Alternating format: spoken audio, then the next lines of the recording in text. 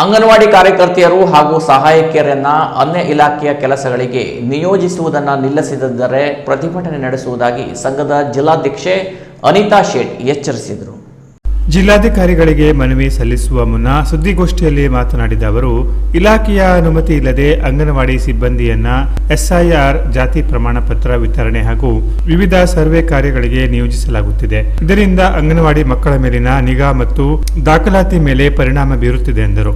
ಅಂಗನವಾಡಿ ಸಿಬ್ಬಂದಿಗೆ ನೀಡಿರುವ ಮೊಬೈಲ್ಗಳಿಗೆ ಸಿಮ್ ಇಲ್ಲ. ವೈಯಕ್ತಿಕ ಸಿಮ್ಗೆ ಮಾಸಿಕ 136 ಕರೆನ್ಸಿ ನೀಡಲಾಗುತ್ತಿದ್ದು, ಪ್ರಸ್ತುತ ದರ 300ಕ್ಕೂ ಹೆಚ್ಚಾಗಿದೆ. ಹಲವು ಮೊಬೈಲ್ಗಳು ಕಾರ್ಯನಿರ್ವಹಿಸುತ್ತಿಲ್ಲ ಎಂದು ಹೇಳಿದರು.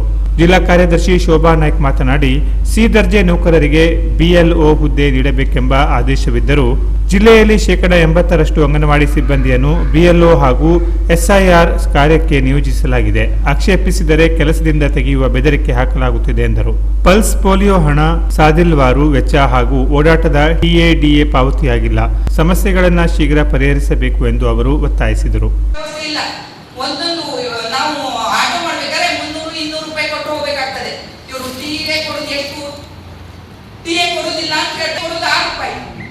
ನಾವು ಬೇಟೆಲ್ ನೋಡಿ ನಿಮಗೂ ಗೊತ್ತಿರ್ಬೋದು, ಬೇಟೆಲ್ ತರಲಿಕ್ಕೆ ಹೋದ್ರೆ 9 ರೂಪಾಯಿ.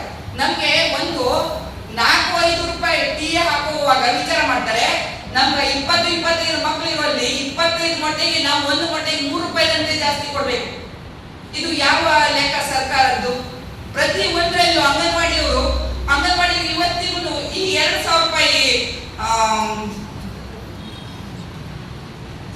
ಸಾಧಿವಾರ ಮೊತ್ತ ಅಂತ ಹಾಕ್ತಾರೆ. ಇವತ್ತಿಗೂ ಆ 2,000 ರೂಪಾಯಿ ಹಾಕಲಿಲ್ಲ. ಮೊಬೈಲ್ ಕೊಟ್ಟಿದ್ದಾರೆ, ಮೊಬೈಲ್ ವರ್ಕೇ ಮಾಡುದಿಲ್ಲ.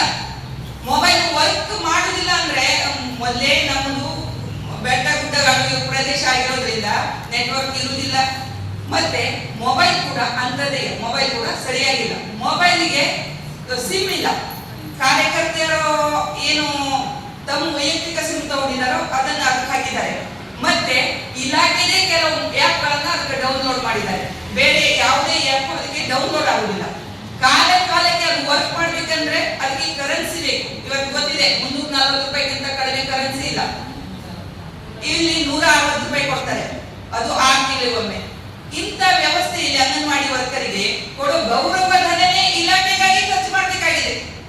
ಇಲಾಖೆಗಾಗಿ ಇವರು ಗೌರವ ಧನ ಖರ್ಚು ಮಾಡ್ಬೇಕಾದ್ರೆ ಮೊಟ್ಟೆಗೆ, ಮೊಬೈಲಿಗೆ, ಮತ್ತೆ ಇವತ್ತೇ ಏನು ಬೀದಿಗೆ ಅಲ್ಲಿ ತರ್ತಾರಲ್ಲ, ಮಧ್ಯಾಹ್ನ ಹೋಟೆಲ್ ಅಲ್ಲಿ ಊಟ ಮಾಡ್ಬೇಕು. 30ನೇ ತಾರೀಕು ಫಾರ್ಮೆಟ್ ಕೊಟ್ಟರು, 3ನೇ ತಾರೀಕು ಒಳಗೆ ಮುಗಿಸ್ರಿ ಅಂತ ಅಂದ್ರು. ಎಷ್ಟು ಒಬ್ಬೊಬ್ರು ಅಂಗನವಾಡಿ ಕಾರ್ಯಕರ್ತೆಯರು 1200, 1300, 1400 ಫಾರ್ಮೆಟ್ ವಿತರಣೆ ಮಾಡಬೇಕು. 3 ದಿನದಲ್ಲಿ ಯಾರು ಅವರು ವಿತರಣೆ ಮಾಡ್ತಾರೆ. ಯಾವ ರೀತಿ ಹರಾಸ್ಮೆಂಟ್ ಮಾಡ್ತಿದ್ದಾರೆ ಅಂದ್ರೆ, ಅಲ್ಲಿ ರೂರಲ್ ಆಫೀಸರ್ ಅಂತ ಮಾಡಿದ್ದಾರೆ, ಸೂಪರ್ವೈಸರ್ ಅಂತ ಮಾಡಿದ್ದಾರೆ, ಆಮೇಲೆ ನಮ್ಮ ಇಲಾಖೆಯವರು ಸೂಪರ್ವೈಸರ್ ಅಂತ ಇದ್ದಾರೆ. ಅವ್ರು ಎಲ್ಲರ ಕಡೆಯಿಂದ ಹರಾಸ್ಮೆಂಟ್. ಊಟ ಕೂತ್ಕೊಂಡಾಗ್ರು ನೀವು ಎಷ್ಟು ಫಾರ್ಮೆಟ್ ವಿತರಣೆ ಮಾಡಿದ್ರಿ, ನೀವು ಎಷ್ಟು format EF enumeration form digital ಮಾಡಿದ್ರಿ, ಇದೇ ತರ ಕೂತ್ಕೊಂಡು ಎಷ್ಟೋ ಜನ ಹೆಣ್ಮಕ್ಳು ಏನ್ ಮಾಡಿದ್ದಾರೆ ಅಂದ್ರೆ, ಈಗ SIR ಕಾರ್ಯಕ್ರಮದಿಂದ ತುಂಬಾ ಮನನೊಂದು ಒಂಥರ ಮೆಂಟಲ್ ಆಗ್ಬಿಟ್ಟಾರೆ.